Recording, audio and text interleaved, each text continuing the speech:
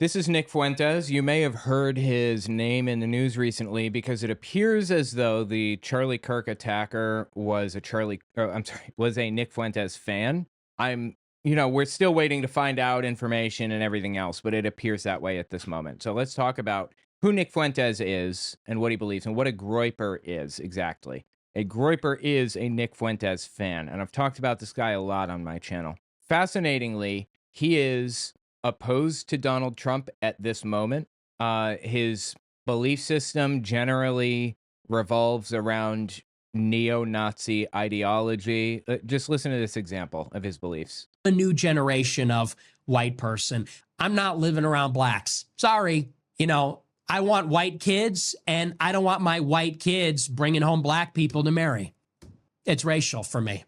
And call me racist. Oh, very Christian of you. I don't give a That's who Nick Fuentes is. That's the kind of person he is. Right now, he is upset with Donald Trump because he feels that Trump is corrupt, as he obviously is, and takes advantage of people, and he's a dummy. He thinks Trump is a dummy. And again, he's right about that, obviously. But he's also upset that Donald Trump is not doing the degree of mass deportations that he wanted and expected when he took power. Now, Fuentes did vote for Donald Trump all three times, 2016, 2020, 2024. But he recently said that he's ready to burn his MAGA hat. He is sick of it.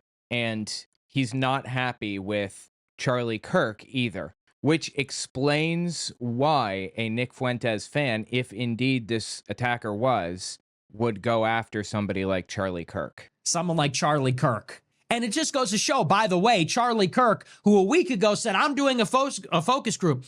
By the way, this is from, I believe, a month before Charlie Kirk died. I'm open to a contrary opinion on Israel and Palestine.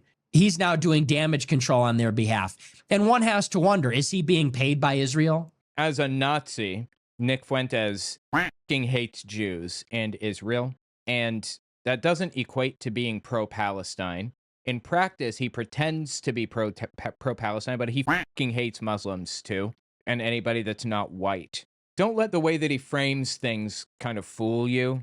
He's a full-blown Nazi and was upset with Charlie Kirk because he, to some degree, supported Israel. That's the point. Without a doubt, the answer is yes.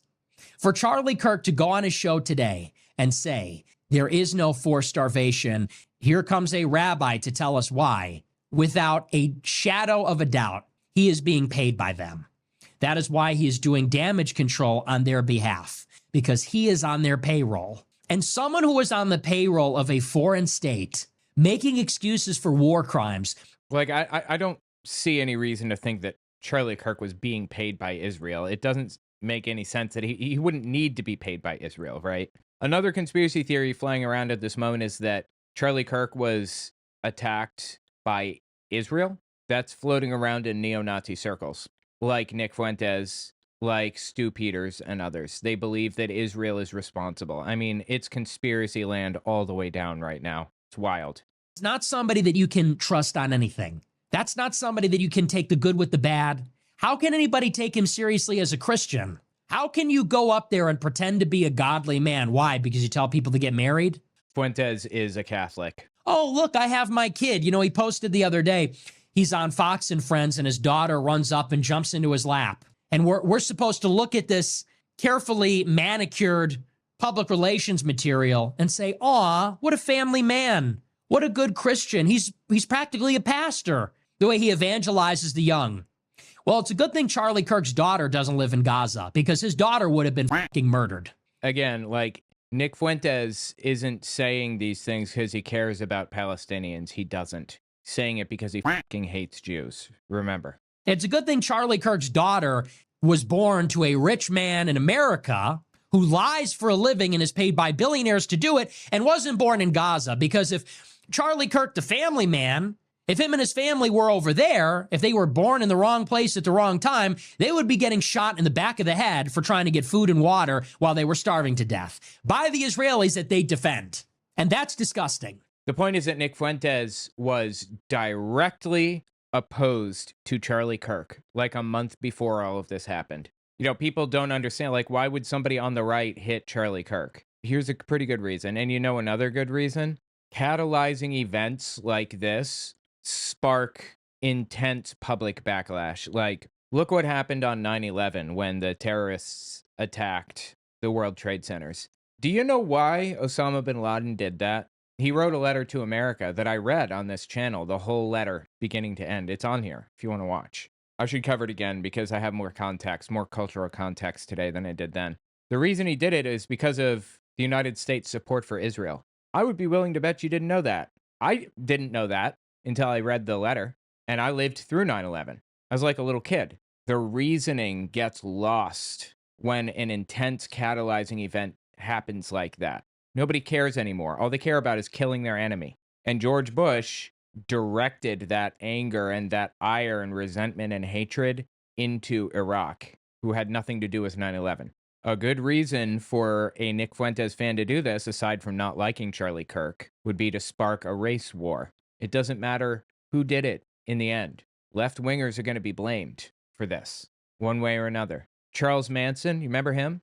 Cult leader, led like 9 people or whatever to take out Roman Polanski's whole family. Do you know why he did that? To spark a race war. Pearl Harbor was an attack on the United States by Japan, which brought us into World War II. Do you know why they did that? There is a clear-cut answer, but most people don't know the answer. It's because we were basically strangling their fuel supply, and they had to either go to war with the United States or with Russia to try to get more fuel effectively. We were strangling their energy sector. The point is that these groups, especially extremist groups like Fuentes fans, Groypers as they call themselves, do like this intentionally. They will intentionally go out there and agitate, do something psychotic, like take somebody out to spark a race war. Especially disgusting in light of what he'll defend. Oh, look, his daughter's in the studio. She runs, oh, daddy. She runs up and jumps onto his lap. And then 2 days later, he goes on his show and says, they're babies. Babies are being starved to death. Well, Hamas is stealing the aid. They deserve it. It's collective guilt. They support Hamas. Release the hostages. It's sick. It's disgusting. And people need to push harder. We need to push for more. It's not good enough.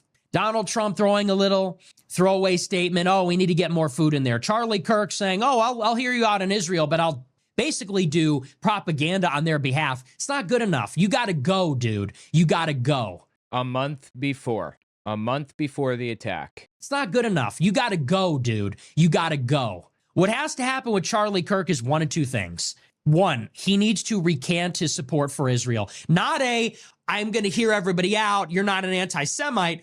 No, you need to come out and say, I took foreign money. I shilled for a foreign country and I won't anymore. That's what we need to hear. That's option one. Like, again, I don't even know that Charlie Kirk shilled for a foreign country. I think he was probably towing the party line, but okay, whatever. You can't take money from a foreign government and lie on their behalf and then say, oh, well, I'm just not going to be as aggressive anymore against and calling people anti-Semites and things like that.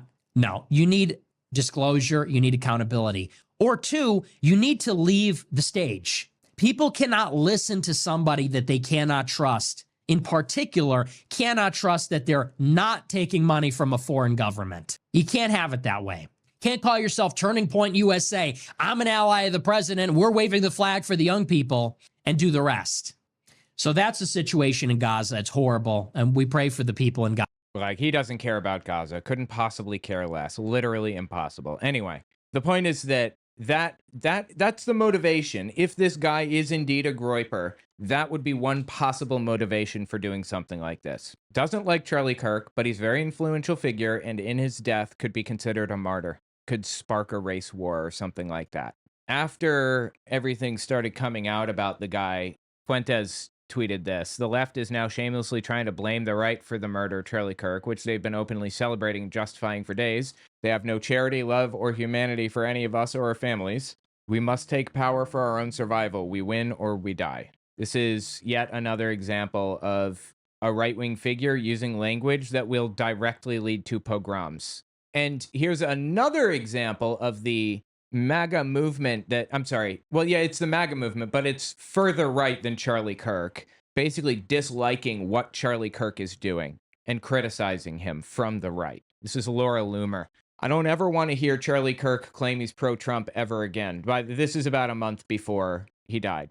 After this weekend, I'd say he's revealed himself as political opportunist, and I have had a front row seat to witness the mental gymnastics these last 10 years. Lately, Charlie's decided to behave like a charlatan, claiming to be pro-Trump one day while he stabs Trump in the back the next. TPUSA was only able to thrive thanks to the generosity of President Trump. On the one-year anniversary of the assassination attempt on Trump's life, Charlie hosted comic Dave Smith at TPUSA's SAS conference, where Dave Smith was able to speak to a bunch of conservative youth at an organization that claims to be pro-Trump. 3 weeks ago, Dave Smith called for Trump to be impeached and removed from office over his decision to blow up Iran's nuclear facilities. Charlie played both sides of the Iran issue on his show, as we all saw, because he wants to play both sides of the aisle. The honorable thing to do is to have a position and actually defend it to the death instead of flip-flopping. Smith said all of MAGA should turn on Trump and abandon him. He said this 3 weeks ago. See the clip below. TPUSA is definitely not pro-Trump. If they were, they certainly aren't anymore. Anyway, the point is that there are very easily explainable reasons why the Charlie Kirk attacker very plausibly could have been a Groyper, a Nick Fuentes fan. Could have been to the right of Nick Fuentes. Or, I'm sorry, to the right of Donald Trump. It's hard to be to the right of Fuentes. Could have been to the right of Donald Trump and or Charlie Kirk and done this for his own political reasons. It's not surprising. It would not be surprising to me. Like, we don't know enough at this immediate moment to say for sure, but it seems pretty clear to me that he was most likely a right-wing extremist, a Groyper. Anyway, tell me what you think about it in the comments, and keep a lookout for more stuff on Nick Fuentes. I'm releasing a video tomorrow, may already be out, about Nick Fuentes's Groyper movement in more detail.